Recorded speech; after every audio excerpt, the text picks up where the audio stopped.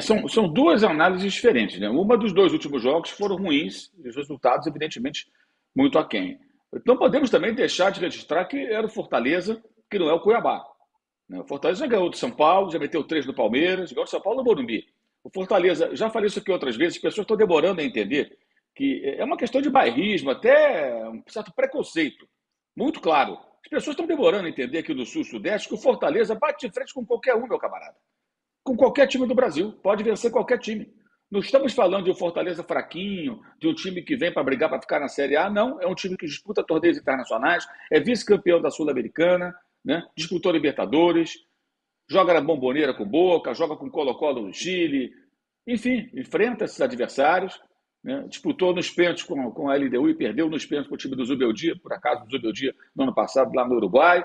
Então o Fortaleza está num outro momento, é outra história, tem bons jogadores e é um adversário que poderia derrotar até o Flamengo completo no Maracanã, eventualmente. E mereceu vencer o jogo. O Flamengo jogou mal, mereceu perder. O Tite foi muito mal também nas escolhas, alguns jogadores em uma queda muito acentuada. Em parte, lógico, a gente entende que isso também está ligado a esse cúmulo Copa América, o acúmulo de jogos, sem ter tanta gente para rodar, né? Mas, se você pegar os 9 jogos, o Flamengo fez 63% dos pontos aproximadamente, é excelente. Está ali grudado ali a dois pontos, né, do líder e do vice-líder. Isso é muito bom, se você considerar que o Flamengo teve desfalques, que o Palmeiras não teve tantos, o Botafogo não teve tantos, que estão à frente. Os dois se enfrentam semana que vem. E o melhor ainda para o Tite agora, para ele parar e pensar também, né, nos acertos e erros que cometeu nesse período, é que ele vai ter 9 dias até jogar contra o Criciúma, que vai ser o jogo do dia 20 em Brasília. Até lá chegam os uruguaios, dá tempo, tudo indica, de recuperar o Bruno Henrique, o Cebolinha, né, e ter condições de montar o time da maneira certa. E como até bem registrou o Rodrigo Matos ontem na rede social, está na hora de disparar com esse negócio de essa hierarquia, essa fila que demora a andar, né? Parece aquelas filas de banco, né? Não demora a andar. Na fila, o Léo Ortiz está atrás e já era para ter passado o Fabrício Bruno há muito tempo, que é muito mais jogador. A zaga do Flamengo tem que ser Léo Ortiz e Davi Luiz ou Léo Pereira. Pronto, o Fabrício é um reserva. Ele não tem o nível do Léo Ortiz. E está demorando muito a trocar isso aí. Né? Porque, não, o cara é titular, então deve ter todo um cerimonial para fazer a mudança. E ele deve ter todo mundo à disposição, quase todo mundo. Então vão chegar aí 5, 6 jogadores ao todo. Os 4 estão lá, 2 machucados. Né? E tem um que ele está abrindo mão, que é o Léo Ortiz, sabe-se lá por quê? Né? Então são 6, 7 jogadores diferentes que ele pode ter no jogo de volta, no próximo jogo contra o Criciúma. Agora, a partir daí, é importante entender isso. Não existe mais atenuante para o Flamengo. Agora a expectativa vai ser de bons jogos, claro que vai ter um jogo melhor que o outro, isso é normal, bons jogos e resultado. O torcedor do Flamengo está reclamando muito do mercado do Flamengo e tudo mais, é preciso entender que o Flamengo fez um mercado muito forte no começo do ano. Pela Cruz, Vinha e Léo Ortiz. Se o Tite não usa o Vinha e o Léo Ortiz, está na hora de usar. Porque o Vinha deve ser o titular diante da fase até ruim do Ayrton Lucas, que até fez um outro jogo razoável com o Atlético e tal, cruzou a bola na cabeça do Pedro contra o Cuiabá, mas ontem de novo não jogou bem, né? E o Léo Ortiz é um dos melhores zagueiros que o Flamengo tem, talvez o mais técnico, um cara que tem. Bota no meio campo, eu acho que não, ele é zagueiro, tem que ser zagueiro. Acho que ele tem que jogar na zaga ao lado do Davi Luiz ou Léo Pereira. No momento, Davi Luiz até merece continuar como titular. O Tite tem que fazer esses ajustes rapidamente. E aí o time vai voltar, o time com o quarteto no meio campo, Pulga, De Rascaeta, De La Cruz e Gerson, Pedro Cebolinha na frente, é o outro time, é bem diferente. Né? E 9 dias é um tempo legal para descansar. E é bom frisar que não é o Flamengo que está adiando o jogo, antes que algum mané aí venha falar, sei que lá, Flamengo, CBF, tudo como a CBF ajudasse muito o Flamengo. Né? O calendário mostrou isso. O jogo foi adiado, o jogo contra o Internacional, que seria nessa próxima rodada, porque o Inter tem compromisso de Sul-Americana, já jogou o jogo atrasado com o Juventude pela Copa do Brasil, tem jogo com o Juventude pelo Brasileiro, então o calendário do Inter obrigou o adiamento dessa partida. Mas se Botafogo, por exemplo, e Palmeiras empatarem, o Bahia não vencer a rodada, o Flamengo, se entrar em campo, ele fica dependendo dele para logo depois passar à frente do jogo atrasado. Então a situação é bem confortável para ficar na briga pelo título em relação ao que poderia ser aquilo que ocorreu, por exemplo, com o Atlético, que também perdeu jogadores convocados, não tantos, mas perdeu, né? Teve lesões, suspensões, o Atlético despencou na tabela. Tomou de 4 em casa do Palmeiras e do Flamengo, 4-0, 4-2. Uma fase muito difícil do Galo. Ontem voltou a vencer, mas acabou que o Flamengo, que corria esse risco, não sofreu tanto, conseguiu passar bem. Eu acho que, analisando o combo, ótimo. Os dois jogos, péssimo, e o Tite tem muitas coisas para pensar nesses 9 dias. Ontem ele não foi nada bem em escolhas, substituições, empilhou atacante no final do jogo. Aí é dose, né? Carlinhos, Gabigol, Pedro, todo mundo, Luiz Araújo, vamos embora. Aí não dá. É um jogo totalmente aleatório, time totalmente desorganizado. não merecia. O gol do Gabriel estava claramente impedido também. Reclamações infundadas ali dos jogadores, alegando que a bola bateu na cabeça. Estava impedido, dá para ver claramente que ele estava impedido. Ô, Trajano, falando ainda sobre esse jogo, teve um personagem, eu gosto quando você fala de personagens, bem importante desse jogo, que foi ele mesmo, o Gabigol. Fez um gol, saiu comemorando que nem um louco e tal, mas estava impedido. E depois, no final lá do jogo, ele falou assim: olha, eu vou ficar aqui no Flamengo até o fim do ano e tudo certo e tal. Não se esperava mais uma atitude assim do Gabigol. Ele foi bem digno ontem, né? Jogou, fez o gol, comemorou e tudo mais. Tá nesse vai, não vai, de sair, não sair, falou: não, eu tô aqui até o fim do ano, vamos embora. Bom, pelo menos se explicou um pouco e até entrou bem. Eu até que fez o gol, estava impedido e tal, deu um passe legal, chutou uma boa bola fora da área, um chute forte. Se esforçou. Ele mostrou mais vontade ali, né? De tentar ajudar o time e tal. E se explicou que vai ficar até dezembro. Pelo menos surgiu uma definição em relação ao caso dele. Mas eu só queria falar do Botafogo, porque a Diga. gente está falando né, de todos os times e não falamos do Botafogo. Aí fica aquela pergunta, né? Eu tenho falado com alguns botafoguenses que estão dizendo que esse time, está demonstrando isso, é melhor que aquele que liderou o campeonato durante várias rodadas. É um time que tem um técnico legal. O Botafogo passou por uma série de mudanças de treinador depois que o outro foi embora lá para o mundo árabe, não sei o quê. E parece que agora se ajustou. E nem o Tiquinho está jogando. Então, lembra que você falava muito, âncora? Quantas semanas nós passamos falando de Flamengo e Palmeiras, né? Isso. Flamengo e Palmeiras, Palmeiras e Flamengo. Qual é a expressão que o Arnaldo e você usavam, né? Do espanhol, Campeonato Espanhol, né? Espanholização do campeonato. Exatamente. Bom, e está mostrando que não é isso. Que não é isso. Porque o Botafogo. Eu acho esse Botafogo também mais estruturado. Agora, eu sinto que o torcedor do Botafogo não se habituou ainda a ver um time legal jogando.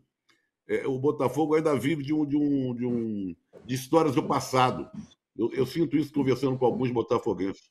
Eles vivem de uma história muito forte do passado e desconfiam sempre do presente. E tem que desconfiar, porque o que houve no Campeonato Brasileiro do ano passado é para você não esquecer jamais, né? Mas Agora, temos ô que Zé, louvar.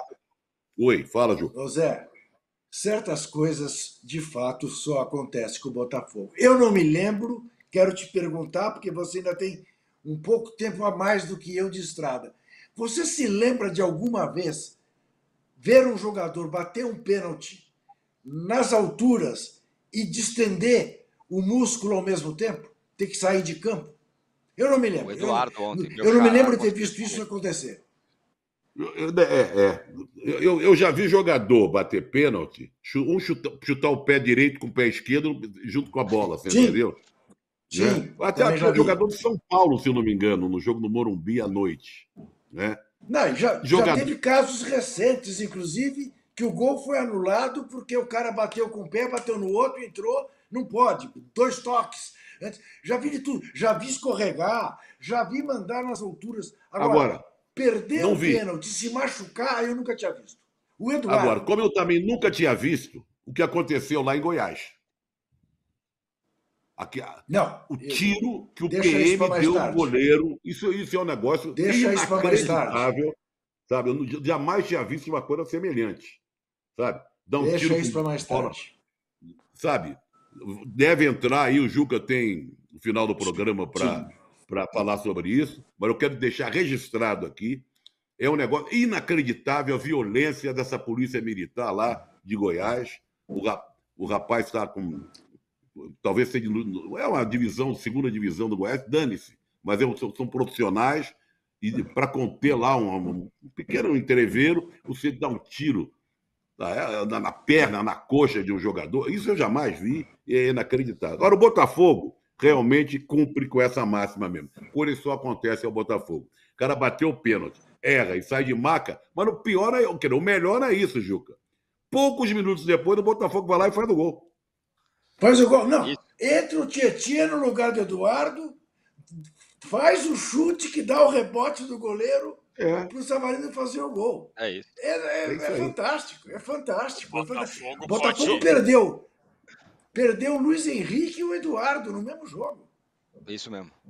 O Fala, Botafogo tem Danilo. que agradecer bastante ao John também, que fez uma partidaça ontem, Sim. fez defesas No importantes. final do jogo, fez 2 defesas. Salvou 2 defesas. Aliás, o John tem ido muito bem como goleiro do Botafogo, tá fazendo partidas importantes. E ontem, além do John, teve uma batida, o atacante do Vitória chutou, bateu nas costas do zagueiro do Botafogo, depois no travessão, que se fosse no ano passado, Juca, aos 52 aquela bola, tinha entrado com toda certeza. Tinha entrado, exatamente. Então, assim... É o Neo Botafogo, meus amigos. Essa mudança de ambiente, essa mudança também de o Botafogo conseguir resistir, passar por aperto, segurar, eu acho que isso também é importante. Faz tempo que o Botafogo saiu do ano passado, saiu de 2023, mas ainda traz marcas, né? Eu conversei com botafoguenses vindo aqui para o jogo, aqui da final da Copa América, e eles todos falam da mesma coisa. Todos falam, não dá para confiar, não dá para comemorar. Já era assim antes do ano passado. Esse ano, então eu achei bem relevante essa pressão sofrida pelo Botafogo no final do jogo e eles conseguirem segurar. Eu acho que isso traz uma confiança bacana e que pode ser diferente para o Botafogo nessa reta final, ficando aí junto com Palmeiras e Flamengo. A famosa espanholização do Arnaldo e do Tirone. Do Arnaldo é com. Teremos, vinho? Será que o Textor vai convidar a Leila para tomar um vinho na próxima rodada? É na próxima rodada, não? Na outra. Próxima, quarta. Não, é quarta, porque não tem jogo no final de semana. E vocês repararam como o Abel e o Veiga já colocaram panos quentes na rivalidade, falaram que não existe rivalidade. Já estão preparando o cenário para o Palmeiras e Botafogo de quarta. Vou com você mesmo, Danilo. Antes eu só ler aqui a mensagem do Matheus Albuquerque, que fala: o lance escandaloso foi o tiro no goleiro do Grêmio do Anápolis. É o que o Trajano está falando aqui. Sim. O lema da polícia é servir e proteger. Será mesmo? Pois é, um negócio inacreditável que aconteceu lá em Anápolis. Polícia completamente despreparada. Bom, não é de hoje. Agora, Danilo, falando em preparado, falando em panos quentes e tal, o Palmeiras venceu. Teve lá um pênalti, sim, senhor, no começo do jogo, que não foi dado. Você acha que não, pelo jeito. Mas o Palmeiras ganhou 3-1, tudo bem, eram 3 pontos, vamos dizer assim, obrigatórios. Tá aí na cola, tem esse jogo contra o Botafogo. E teve a questão do Abel falando time de índio, e isso não pegou bem também. Sobre o pênalti, eu acho que foi um toque mínimo, se é que houve, porque tem uma câmera de trás que mostra que o toque foi bem leve. Para mim é muito parecido com o lance do Pedro. Eu acho que os dois são bem parecidos e não houve toque o suficiente para derrubar em nenhum dos dois casos. Tanto no do Pedro quanto no caso do Atlético Goianiense e Palmeiras, para mim são muito semelhantes. Então eu acho que assim, não, nesse caso não há muita... E ainda depois o Estevão levou uma joelhada nas costas, caiu, reclamou do árbitro, tomou amarelo. A arbitragem, como eu disse, a arbitragem em geral é ruim. Em todos os jogos você consegue ver erros e uma arbitragem que prejudica o andamento do jogo. O Palmeiras ontem aparentemente ia resolver o jogo rápido, aí sofreu um golaço de empate, depois resolveu no segundo tempo com 2 gols em 2 minutos. Para mim, uma partida que a gente tem que destacar, a partida do Mike, que muitas vezes não é titular do Abel Ferreira. O Marcos Rocha continua como titular e o Mike ontem jogou muito bem. O Gustavo Gomes fez um lançamento no estilo Pirlo ali, que o Palmeiras está brincando nas redes sociais. Uma partida segura do Palmeiras e uma partida em que a gente já esperava, né, que o Palmeiras fizesse essa partida contra o Atlético Goianiense e agora se prepara para esse jogo que vai ser tratado como final contra o Botafogo, e eu não tenho a menor dúvida que o Palmeiras vai jogar para tranquilizar e para ficar no 1-1, no 0-0, um jogo no Rio de Janeiro que o empate para o Palmeiras vai ser tranquilo, pensando a longo prazo. Claro que vencer o Botafogo no Rio de Janeiro para o campeonato seria incrível para o campeonato do Palmeiras, mas eu acho que o Palmeiras vai jogar para contenção de danos, como o Palmeiras já fez nos últimos anos. Contenção de danos, não perde pontos para rivais diretos na briga pelo título e faz o dever de casa contra todos os outros, não pode tropeçar, como já tropeçou no começo do campeonato contra o Atlético Paranaense em casa, por exemplo, contra o próprio Internacional. O Palmeiras agora, nos últimos 10 jogos, tem 8 vitórias. É uma campanha muito boa, uma arrancada muito boa, por isso que o Palmeiras está dividindo a liderança como o Botafogo. O Abel Ferreira foi infeliz na fala dele sobre a questão dos índios, não tem como negar isso. Essa é até uma expressão que eu já vi pessoas mais velhas aqui no Brasil usarem também, as pessoas usam como um sinônimo de desorganização, né? Quando ele fala não atacamos como índios, é uma questão de desorganização, uma questão que uma frase, uma expressão que não pode ser mais usada. Tenho certeza que o Abel vai já saber dessa questão. Não é a primeira vez que ele usa o termo de índios e de indígenas. Ele já havia recebido conselhos. Foi mal nessa questão e merece ter a atenção chamada, porque é uma expressão que não pode ser usada, nunca pôde, né? Mas hoje em dia a gente já tem essa consciência de que é uma frase absolutamente equivocada.